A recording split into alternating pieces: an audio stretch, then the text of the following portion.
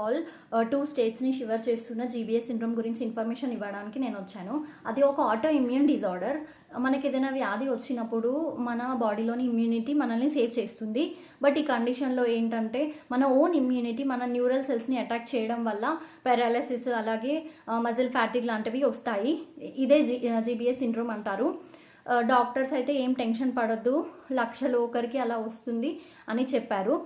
But శ్రీకాకుళంలో ఒక బాబు దీనివల్ల చనిపోయాడు. అలాగే గుంటూరులో కూడా ఒక వృద్ధురాలు చనిపోయింది. ఇంకా అలాగే ఆంధ్రలో 59 కేసెస్ రికార్డ్ అయ్యాయంట. సో దానివల్ల జనాలందరూ చాలా భయపడుతున్నారు. ట్రీట్మెంట్స్ అయితే అవైలబుల్గా ఉన్నాయి అని డాక్టర్స్ అంటున్నారు. ప్లాస్మా ఎక్స్చేంజ్ అలాగే ఇమ్యూనోగ్లోబులిన్ ఇంజెక్షన్స్ ఇవన్నీ అవైలబుల్గా ఉన్నాయి. ఎవరు ఏమి టెన్షన్ పడద్దు అని అంటున్నారు. బట్ ఏదైనా కూడా ఎర్లీగా రికగ్నైజ్ చేయడం వల్లనే ట్రీట్ చేయగలమని అంటున్నారు.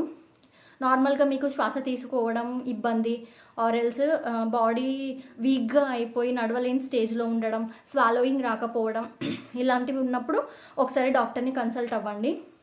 ఏదైనా ముందుగా రికగ్నైజ్ చేయడం వల్ల దాన్ని ట్రీట్ చేయొచ్చు. సో అండ్ యాక్చువల్గా ఇది వైరల్ ఇన్ఫెక్షన్స్ బ్యాక్టీరియల్ ఇన్ఫెక్షన్స్కి బాగా ప్రోన్ అయిన వాళ్ళకి వస్తున్నాయంట. ఎస్పెషల్లీ కోవిడ్ ఎఫెక్ట్ అయిన వాళ్ళకి ఎక్కువ వస్తుందంట. సో అందరూ చాలా చాలా కేర్ఫుల్గా ఉండండి.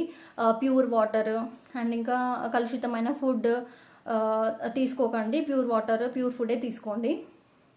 And one most important thing ఏంటంటే అందరూ బర్డ్ ఫ్లూకి దీనికి ఏదో సంబంధం ఉంది అని భయపడిపోతున్నారు. బర్డ్ ఫ్లూకి జీబీఎస్కి ఎలాంటి రిలేషన్ లేదని డాక్టర్స్ చెప్తున్నారు. ఇది అసలు కమ్యూనికబుల్ డిసీజే కాదంట, అంటే అంటువ్యాధి అసలు కాదు. సో ఎవరు టెన్షన్ పడకండి, అన్నిటికీ ట్రీట్మెంట్ ఉంది. బట్ సిమ్టమ్స్ వచ్చాక ఎర్లీగా రికగ్నైజ్ చేసి హాస్పిటల్కి వెళ్ళి చూపించుకోండి. Stay safe. Bye bye.